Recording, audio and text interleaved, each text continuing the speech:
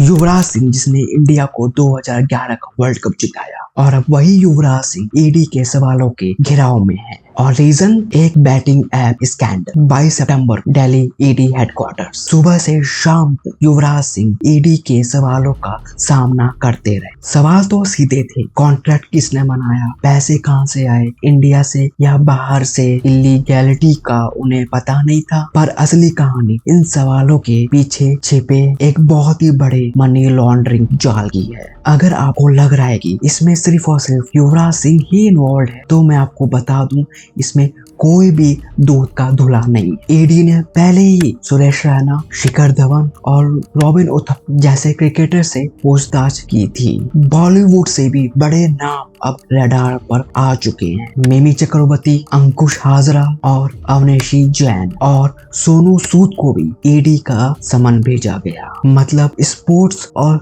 Superstars कोई भी आज अपनी अकाउंटेबिलिटी लेने को तैयार नहीं है। अब मैं आपको एक शॉकिंग नंबर सुनाता हूँ, ध्यान से सुनना। इंडिया में बैन के पहले 22 करोड़ लोग बैटिंग ऐप यूज कर रहे और मार्केट साइज था $100 बिलियन और लॉसेस 200 बिलियन रुपयों से भी ज्यादा। करोड़ों इंडियंस ने पैसा, कॉन्फिडेंस के साथ साथ अपनी जिंदगी तक खो दी इन बैटिंग एप्स के चक्कर में। और 1x बैट जैसे एप्स सेलिब्रिटी एंडोर्समेंट का यूज करके गैम्बलिंग को एक स्किल गेम बनाकर बचने की कोशिश की। जब युवराज ईडी ऑफिस में थे ना, तभी झारखंड के रांची और दिल्ली में भी ईडी के रेड्स चल रहे थे। देखिए, ये केस एक बहुत बड़ा स्कैम है। ट्राइबल लैंड्स का जालसाजी करके उसे एक जनरल प्लॉट्स में कन्वर्ट कर दिया गया और फिर उसी प्लॉट्स को करोड़ों रुपयों में बेच दिया गया और यही पैसा रियल एस्टेट और इन्वेस्टमेंट बनाकर इसे एक लीगल इनकम दिखाया गया। ट्राइबल लैंड का एक्सप्लॉयटेशन और सेलिब्रिटी